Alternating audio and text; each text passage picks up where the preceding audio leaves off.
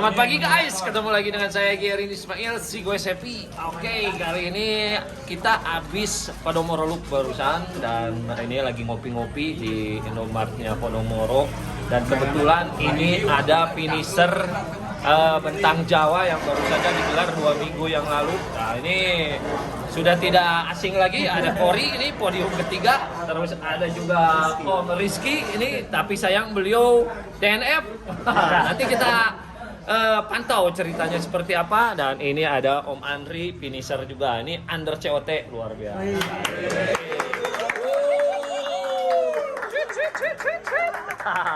Dan ada moderator kita Om Ari Andrian luar biasa. Ada bintang tamu kita Om Budi Onco. Dan ke gedung Podomoro ya Om Mamat, oke, dan semua pemirsa di sini penggawa Podomoro. Wih, luar biasa. Oke, sekarang kita serahkan pada moderator Om Ari. Oke, ini kamera bakal dipegang sama ke gedung Podomoro. Sambil cari gue Om, bisa siap. 2 jam. Ya, selamat pagi teman-teman semua. Sesuai tema kita malam hari ini yaitu finisher Bentang Jawa Days. Jadi kita ngobrol-ngobrol ringan saya sama teman-teman finisher dari Bentang Jawa, walaupun satu ada yang tidak finish ya. Jadi ini Om Andri Solihin. Om Andri Solihin ini Rada dekat aja sih suaranya, duduknya majunya. Jadi saya challenge juga si Om Andri ini. Jadi kalau bisa finish sebelum jam 12 dikepet Main aja Bu ya. Gimana yang tapi ngomong karena disuruh. finishnya lebih dari jam 12 jadi dikepetnya jigol ya. Oh iya, saya juga mau terima kasih banyak sama Om Ari. Kemarin saya dikepret gope euy. Saya tadinya mau nge-record tapi ini buat motivasi buat teman-teman ya. Sorry Om Ari kalau dibongkar. Nah, sebetulnya salah ya. Saya kepetnya cuma 50.000. Jadi Om Egi ini finisher ke 21 ya. Ya. 21 finisher BJ. Challenge-nya juga online, jadi kepretnya juga online.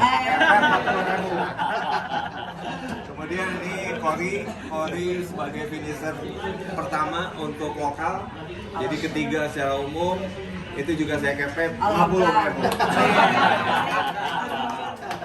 Kemudian ini Rizky DNF tapi milesnya udah 1000 kilo, di atas 1000 kilo saya makan karena beliau cedera. Jadi kita ngobrol santai saja, silakan kalau ada yang mau tanya-tanya atau berbagi nanti mereka berempat ini akan berbagi pengalaman. Silakan mungkin dari sesepuh kita. Yang pertama Pak Anto.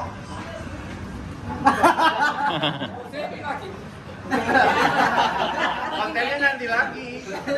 Wah, Pak aja lagi upload Facebook, Pak. Nanti lagi kontennya. Saya yang besok. Oke, Pak Budi dulu. Nih, saya mau tanya nih, Bentang Jawa itu kan 1.500 km ya. Apa ada hadiahnya itu? Atau dapat piagam aja, itu aja? Nanya ke jawab, mau jawab. Nanya ke semuanya. Iya, tanya ke semuanya. Silakan Kang Andri. Ari mau jawab, Cok. Oh, boleh. Kalau dari hadiah sih nggak ada ya, kalau berupa materi kayak uang itu nggak ada. Paling pas finish kita cuma dikasih pet finisher aja ya, pet finisher sama itu aja sih, main penyambutan dari panitia.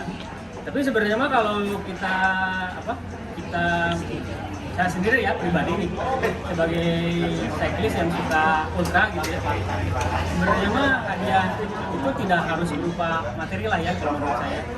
Soalnya menurut saya tuh hadiah yang saya dapat nih dari BJ, pengalaman perjalanan dari start sampai finish 500 itu hadiahnya. Pengalaman di jalan.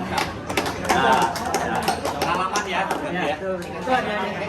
Dan itu tidak bisa dibeli dengan uang. Oke, kalau dari saya mungkin ada sedikit ya. Jadi tadi dari Om Andri hadiahnya adalah pengalaman di perjalanan. Tapi kalau bagi saya sih hadiahnya ini adalah satu euforia yang cukup wah.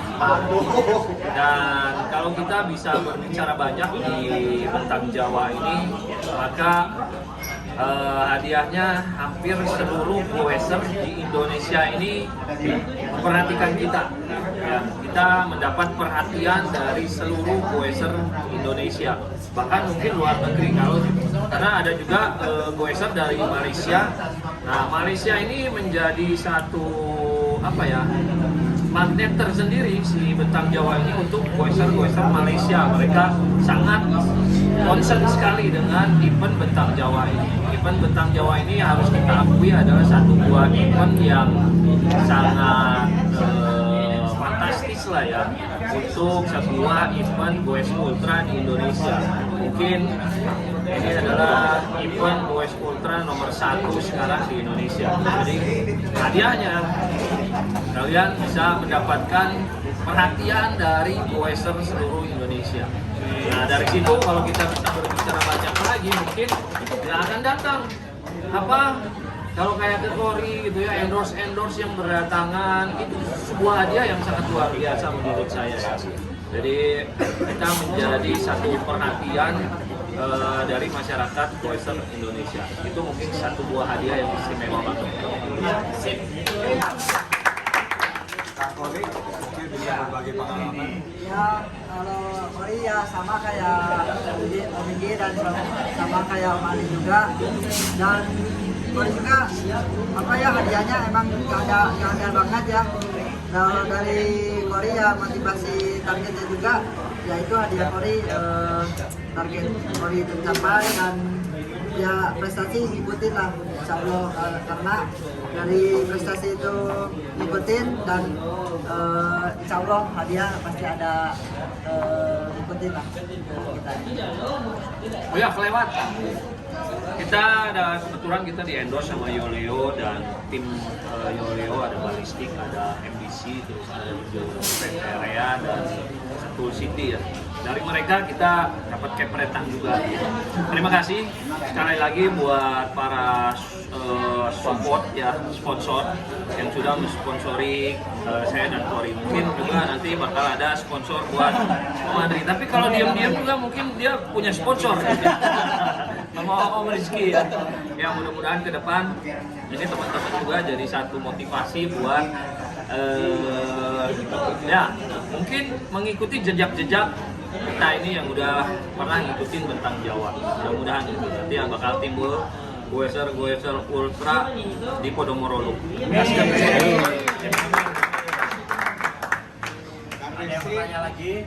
Kang Rizky dulu.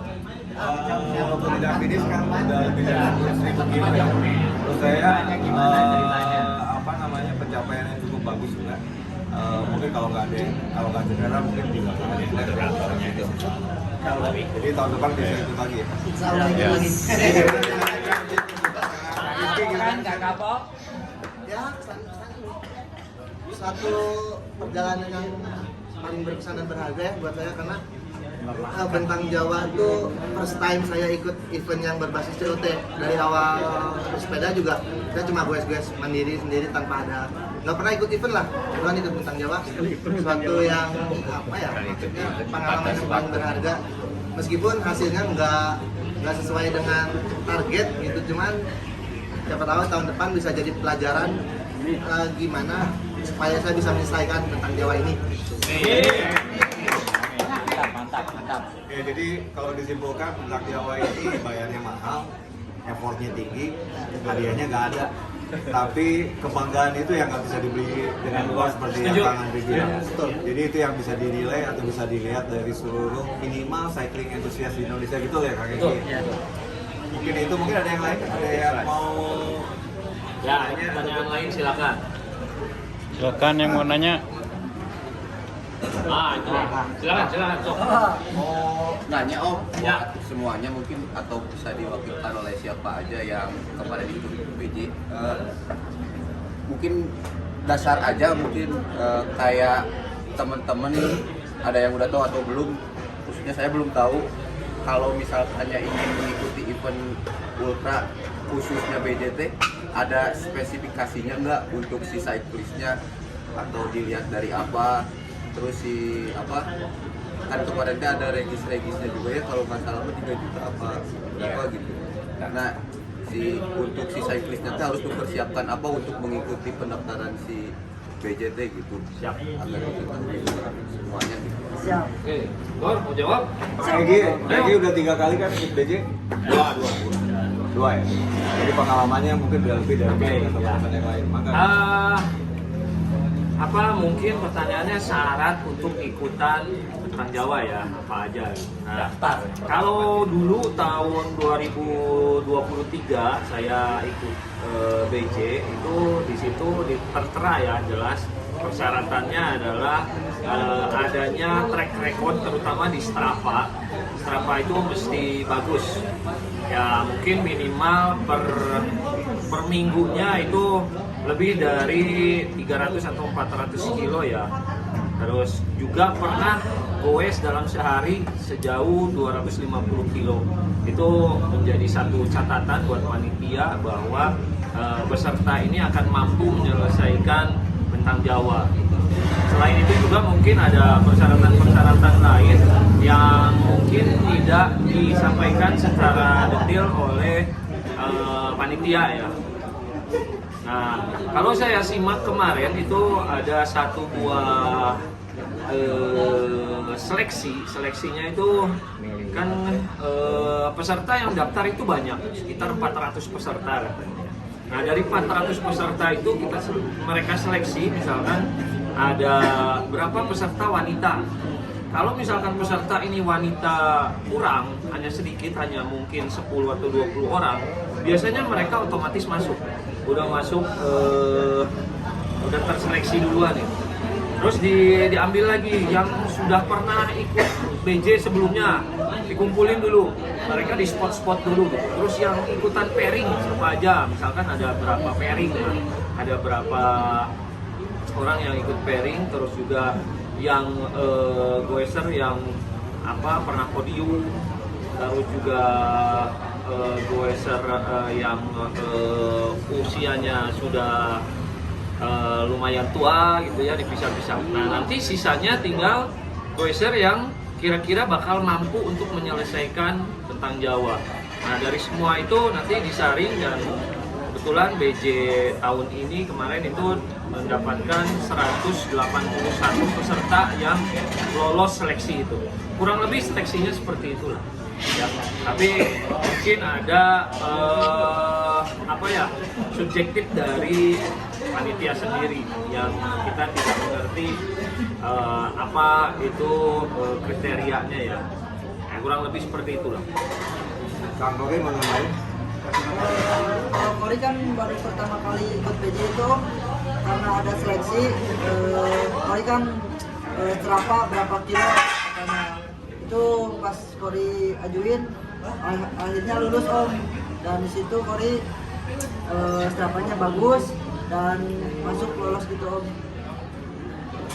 Pertama udah jalur sandu Ya, kalau sebenarnya sih kalau yang pengetahuan saya gitu ya, yang terima itu, maka itu kan ada beberapa fase ya. Yang pertama itu kan dilihat dulu tuh dari Strava. Nah, paling untuk yang mau baru mulai, paling misalkan nggak ada waktu misalkan buat untuk long ride. Nah kata Om Egy tadi kan tetap harus ada satu ride yang di atas 200 kalau nggak salah. Dia otomatis si cyclist itu udah pernah long ride lah ya. Sebenarnya kalau nggak bisa ngejar itu harian juga cukup, asalkan per minggu itu kalau nggak salah 250 per minggu average-nya. Jadi misalkan kalau mau ngejar itu bisa bike work, sebelum kerja gue dulu itu bisa. Jadi penilaian buat panitia. Tahu saya gitu. Kang Rizky mungkin ada nambahin, kan ini baru pertama ikut ya? Ya, pertama ikut dan juga belum ada event yang bagus contohnya, mungkin dilihat panitia juga. Saya memang kebetulan di Strava per minggunya memang di atas 250, jadi itu bisa jadi penilaian buat panitia. Oh, sepertinya ini bisa masuk kualifikasi dengan harga macam itu aja sih yang bisa tambah dari saya. Sama sedikit Om, Ya. mungkin untuk si keaktifan Stravanya itu dilihat dalam range berapa bulan ke belakang, atau 1 tahun kah, atau 3 bulan ke belakang, atau 1 bulan ke belakang yang dilihatnya?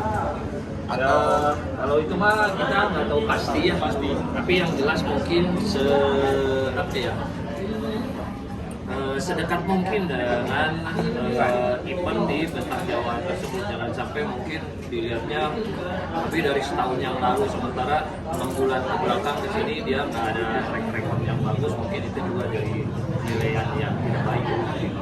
Saya juga pas mau ikut PJ aktif itu di Desember. Jadi Desember tahun lalu mulai aktif tuh, average 250 aja per hari, per minggu. Jadi jangan dari awal, mendingan dari benar kata Omegi dari kan beberapa bulan mau buka pendaftaran nih. Dari awal tahun lah bagusnya. Ya udah tuh mulai diperbaiki Strava dari mile age-nya. Jadi semuanya sebetulnya bisa ikut ya. Bisa ikut. Ya.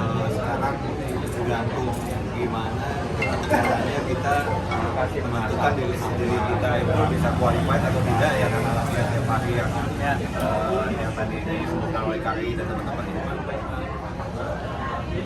Mau ikut tahun depan? Insya Allah mau. Yang wajib ikut itu Pak Anto.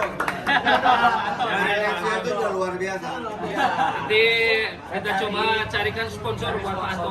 Ini ada yang mau kasih sponsor kan nih. Masih ada lah. Ini menarik nih, ini menarik kalau saya bicara sama Pak Anto. Kemarin saya lihat ada pairing yang sangat istimewa, ada Kibar ya, Kibar yang pairing dengan apanya, Waribut. Kalau saya lihat Waribut, jadi ingat sama Monster Anto. Ya. Mungkin kekuatannya sangat seimbang. Jadi kalau Pak Anto ikutan, saya yakin posisinya nggak akan jauh dari posisinya Waribut. Coba lihatin video ini badannya Pak Anto. Ini dia hasil Pak Anto. Ada sponsor Pak Anto ya. Aki-aki nih, aki-aki. Ya mungkin tanyain pengalaman terbaik. Ya, mungkin ada yang mau nanya lagi? Ya. Boleh nanya agak sedikit teknis kali ya. Siap. Kan kalau Bentang Jawa kan rutenya 1.500 ya kalau dari IX ya. Itu mungkin Om ada kayak prepare apa itu kayak di bawa tools, bawa nutrisi apa, bawa strategi bagi makannya gimana, terus kejar KOT juga ya, itu gimana Om manage? Oke, siapa dulu? Pasti masing-masing beda nih. Ya. Sok, Om Andre dulu. Jadi kalau untuk teknis dulu kan itu udah ada mandatori ya dari panitia. Jadi ada bawaan wajib yang harus dibawa. Maksudnya bahan apa? Bahan dalam dua. Terus pompa, Lampu dua, belakang depan dua. Terus visibility pass sama satu lagi itu tambah blanket. Ya, itu udah wajib dibawa. Nah paling untuk teknis lainnya paling untuk di ride sendiri lah ya. Karena saya itu pelan gitu ya, kayak beliau ini nih yang kencang. Saya plan, jadi harus efektif itu ride di perharinya gitu. Jadi kita harus punya target. Kita 1.500 dengan CO sekian, kita harus minimal berapa kilo nih sehari. Nah kebetulan pas kemarin saya plannya itu 250 per hari. Kalau dari saya kan ada apa lah ya 250 per hari. Cuman kenyataannya itu berat banget sih. Apalagi jar CP1. CP1 itu kilometer 455, EG-nya itu 6.000-an apa 6.000. Jadi dia gantian. Tanggal. Jadi emang selain itu kita harus memperkirakan faktor cuaca juga. Soalnya kemarin juga pas ngejar ke Pelabuhan Ratu beratnya itu karena pertama di Cikotok, ya, itu hujannya gede banget. Jadi dikasih tanjakannya tanpa henti, pas dikasih datar, anginnya gede kan ini. Iya, ada headwind atau kan kebanyakan headwindnya gede banget sih. Paling untuk kali ini perhatian itu aja. Jadi walaupun seberat apapun gitu, kalau fisik kita masih mampu dan waktunya kita juga masih cukup, ya udah kita fokus pada ride per hari aja gitu. Kalau saya ya misalkan udah cukup nih 250, ya udah cari hotel apa penginapan apa ngemper, istirahat aja. Soalnya istirahat juga penting. Kalau istirahat kitanya kurang juga kayak di hari berikutnya pasti kita repot. Itu aja. Tapi misalkan 250 itu tercapai, tapi waktu masih ada, ya silakan aja gitu, cicil aja dulu. Jadi selain saya per hari, di waktu juga misalkan saya kan biasa sampai jam 12 malam. Nah, misalkan ada nyisa 3 jam, ya udahlah kita buat dulu aja 3 jam. Udah nyampe itu ya udah istirahat. Itu mungkin dari saya. Refueling juga penting ya. Ya, refueling juga penting. Sampaikan. Jangan sampai nunggu lapar aja. Jangan sampai nunggu lapar, jangan sampai nunggu haus. Refueling itu harus sering. Ya selama WJ kemarin mah itu pesta makan aja. Kayak Steven Lane kan refuelingnya top banget tuh. Ya. Itu ya selalu dilihatkan Kang Egi ya, kalau kita cuma nolong 75 kilo di sini. Mungkin Kang Egi mau nambahin? Oke. Oh sama satu lagi, sorry Om. Satu lagi, dan latihan di zona 2 itu bener kayak di sini, itu ngebantu banget. Itu ngebantu banget ngejaga ritme gue saya per hari. Jadi selain latihan jauh gitu, kayak apa? Latihan di zona 2 kayak gini, menurut saya tuh ngebantu pisan. Beneran. Sama lagi? Siap. Ya, ini benar sekali. Jadi strategi di Bentang Jawa menurut Om Andri tadi harus disesuaikan dengan target pencapaian kita maunya seperti apa di Bentang Jawa. Kalau Om Andri tadi targetnya mungkin 250 kilo per hari. Kalau dibagi 1.500 berarti 6 hari ya. Nah, kalau saya mungkin kemarin targetnya terlalu muluk, pengennya 4 hari.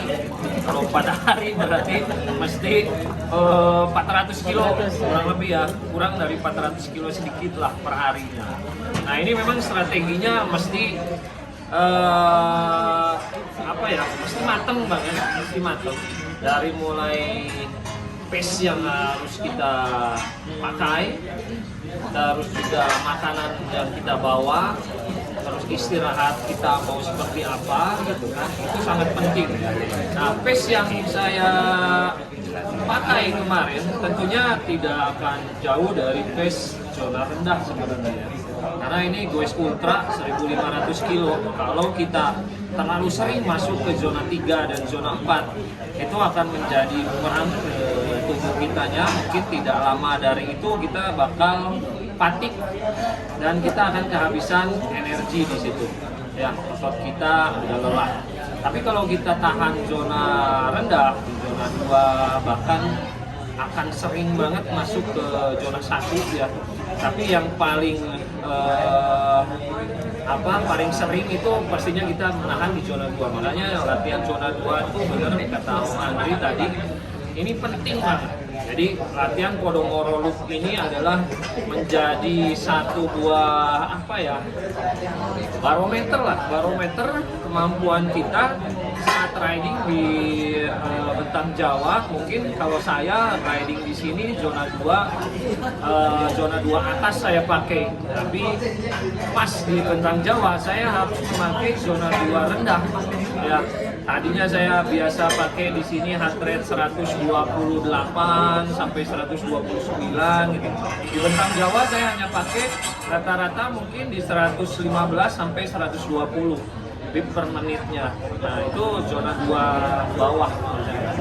Dan itu pun saya bisa mematok kecepatan ketika di jalan datar disamakan dengan rute di Podomoro Loop ini. Biasa saya bisa nyampe di sini sekitar 32 sampai 34 km per jam ya. Itu di zona 2 atas. Nah, untuk zona 2 bawahnya saya bisa masuk di antara 25 km per jam sampai dengan 28 km per jam.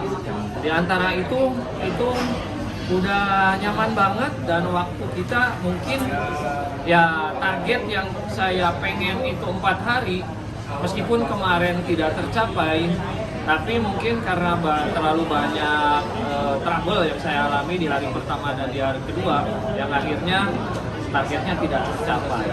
Nah itu dari segi pace ya. Kalau dari segi makanan, ini makanan yang saya bawa yang major itu mungkin teman-teman udah tahu, saya bawa kurma. Nah ini kurma sangat efektif banget dalam memenuhi kebutuhan nutrisi saya dalam riding di Bentang Jawa. Kurma ini kandungannya banyak. yang diperlukan, terutama karbohidrat dan kalorinya tinggi, terus juga kandungan-kandungan lain seperti sodium ya untuk mengganti cairan tubuh yang hilang itu ada di dalam kurma. Sodium, potasium, kalium, kalsium, natrium ya itu ada semua di kurma gitu. Jadi dalam satu intake saya makan kurma itu semua terpenuhi. Meskipun ada kandungan-kandungan yang lain yang harus ditambah dari jenis makanan lain gitu. Tapi kurma ini menurut saya sangat-sangat membantu sekali. Ada beberapa peserta lain seperti juga saya lihat di YouTube ada Stephen Lane itu ternyata waktu saya lihat di YouTube-nya beliau membawa power gel yang kandungannya karbohidrat itu seberat 2 kilo lebih di tasnya di belakang. Jadi ini membuktikan bahwa karbohidrat ini adalah kandungan yang major, penting banget untuk kita bawa sebagai asupan makanan dalam saat kita riding, dan itu yang harus yang simple karena kita harus riding selama mungkin di sepeda ya, tapi kebutuhan karbohidrat harus terus masuk ke dalam tubuh dan itu bisa disimpan kayak di saku jersey, di tas gitu kan. Jadi dalam riding kita selalu makan terus asupan karbohidrat itu.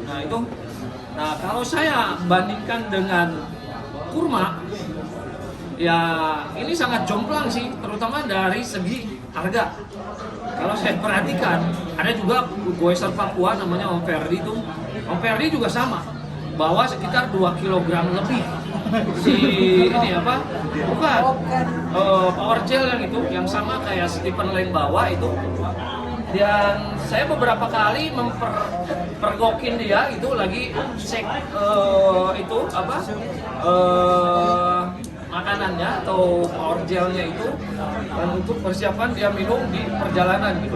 Nah, jadi ini sangat penting gitu ya, memanage makanan atau suplemen apapun yang harus kita masukkan ke dalam tubuh kita sebagai sumber energi selama kita riding, dan harus yang simple, mudah dibawa, mudah ditemukan ya. Menurut saya kurma ini bisa menjadi pengganti dari si power gel yang harganya mahal. Kalau power gel itu bisa seharga 2 kg, itu bisa seharga 3 juta. Kurma, saya bawa total mungkin sekitar 2 kg, 1,5 kilo saya bawa ya, 1,5 kilo. Itu kalau diambil rata-rata harganya 75.000 sekilonya, berarti cuma 100.000 lebih lah ya. Itu bisa menggantikan suplemen yang harganya jutaan dibanding dengan hanya taruhlah 150.000. Itu 10 kali lipatnya, 2.000 kali lipatnya gitu, 2.000%-nya gitu. Nah, jadi ini satu masukan buat teman-teman juga, jangan sepelekan yang namanya kurma luar biasa ya. Jadi saya makan kurma itu kurang lebih dalam setengah jam 3 biji lah, yang segede-gede gini ya. Nah ini ada kurmanya nih. Kurma yang Kori bawa. Kurma ini yang kering nih, yang kering. Ini luar biasa. Jadi kandungan dalam sebuah biji kurma, satu biji ini ya kurang lebih lah kalau satu biji ini sekitar 10 gram karbohidrat. Karbohidratnya ada 10 gram. Nah, perbandingannya kalau ini harus dibandingkan dengan berat badan tubuh kita. Kalau misalkan tubuh kita berat badannya 60 kg, nah dalam 1 jam kita harus memakan 60 gram karbohidrat. Nah kalau ini 10 gram, 1 jam kita perlu makan 6 biji. 6 biji mah simpel banget. Kalau dihitung rupiah, berapa ya? Ya mungkin cuma 5.000 gitu. Dibanding dengan power gel ya, yang harganya bisa hampir 100.000 loh. Yang 60 gram itu ya, ini cuma 5.000. Bandingannya gila. Tapi ini kandungannya ini 3 kali lipat kandungan yang ada di sebuah buah pisang, ya, dan beratnya lebih ringan daripada pisang. Jadi ini simpel banget.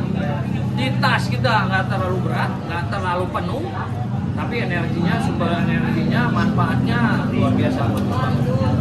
Nah, itu mungkin dari strategi nutrisi.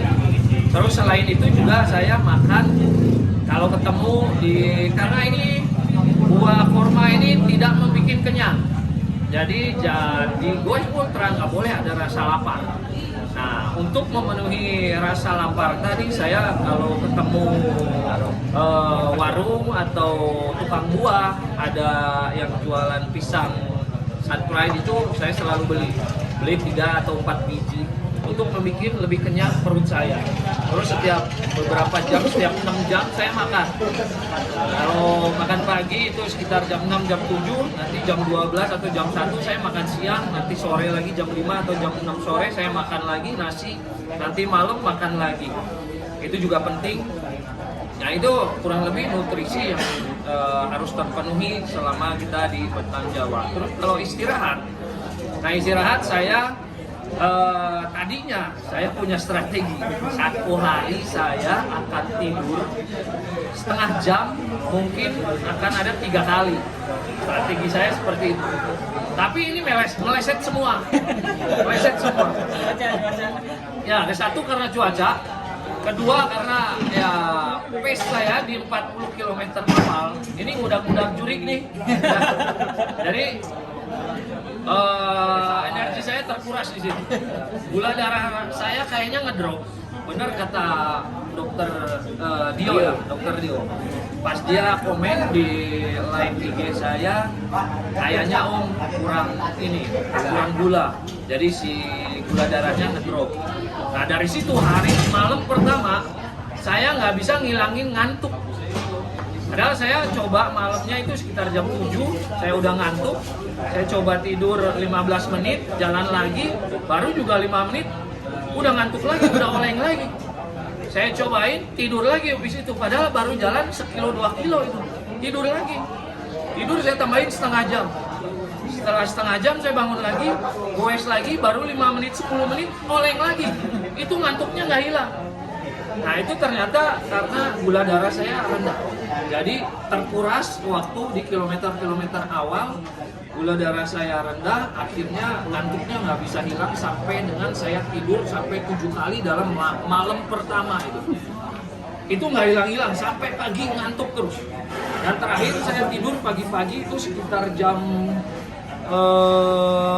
5-an ya, setelah sholat subuh saya tidur di situ sekitar setengah jam. Nah, di situ baru segar. Pagi hari saya segar lagi. Jadi semalaman saya kebuang di situ waktu karena harus tidur sebanyak 7 kali yang dirata-ratakan itu sekitar mungkin ada nyampe 4-5 jam jadinya. Saya harus tidur di situ. Yang tadinya saya punya strategi hanya pengen tidur setengah jam 3 kali dalam 1 hari. Nah, itu jadi strateginya hancur lebur. Ya, mungkin itu penjelasan saya untuk pace ya, strateginya di pace, terus strategi di istirahat sama strategi makan kurang lebih seperti itu. Oke, lanjut ke Kori, silakan. Saya mau makan dulu kurma. Oke, Kori kan emang targetnya 3 hari ya. Kori dari awal emang 1 hari itu 500 kilo. 500 kilo kan. Dan karena cuaca badai di Cipatujah, ya Kori pasti berhenti dulu menggunain ya jas hujan, terus udah pakai itu. Cuman karena hujannya deras, badai, ya udah tidur dulu setengah jam. Dan di situ Kori beres itu sampai Pangandaran itu udah hujan lagi. Dan di hari pertama itu mau ke CP1 di Cidaun, Kori 1 jam itu, ya hampir sejam setengah lah tidur itu. Cidaun atau Raja Buaya? Hah? Ya, Raja Buaya atau tidak? Raja Buaya. Ya. CP1 Raja Buaya. Udah 455. 455 ya. Kori di CP1 itu hari pertama langsung beres, pokoknya beres CP1 siap-siap langsung berangkat lagi. Dan ya sama kayak Om Egi, makanan itu ya Kori bawa kurma 1 kilo. Di situ ya sejam 2 jam Kori makan 4, makan 3 bisa. Lebih ringan soalnya berangkatannya, jadi lebih sedikit makanya kalau ini harus Ya, dan lebih banyak lagi. kalau makan siang itu biasanya ya kalau itu makan siang, kalau pagi enggak kan paling ya roti atau apa, kalau malam makan lagi. Soalnya Kak, malam itu emang dicernanya lama juga ya. Dan Kori istirahat setiap jam 5 sore, subuh jam 5 subuh, terus malam jam 11 istirahat. Makanya tiga kali itu ya. Soalnya kan Kori 5 waktu juga kan jadi 3 waktu. Nah, di situ tiap hari. Itulah. Itu aja dari Kori. Strateginya gimana tuh? Hah? Ngikutin si Stephen Man? Dari awal start Pak, Kori nggak ngikutin. Ya Kori dia udah mau apa? Mau start udah speednya udah 45, 50 udah lanjut itu. Nggak mau diikutin. Kori ya udah yang belakang. Terus sepedanya pakai apa sih dia? Dia pakai gravel apa road? Gravel, sepeda gravel. Karton. Ya. Dia pakai Fotonya aneh tapi sepedanya. ya kayak MTB ya, setara ya. Gravel dibikin road bike. Baik. Cuma crank depannya kecil tapi. Ya, pakai 42 pakai MTB dia. Dual crank. Depan 42 single, Belakangnya belakangnya 52 kayaknya. 52 kalau 52. 52 atau 50. Itu aja Pak. Gi, ada yang mau ditambahin? Mulai sih cerita aja sih. Kalau saya kan emang dari awal ikut Bentang Jawa ya temanya adalah quest rekreasi gitu ya. Jadi tapi memang ada target juga gitu, karyanya harus berapa kilo segala macam. Nah di hari pertama hari kedua juga memang itu adalah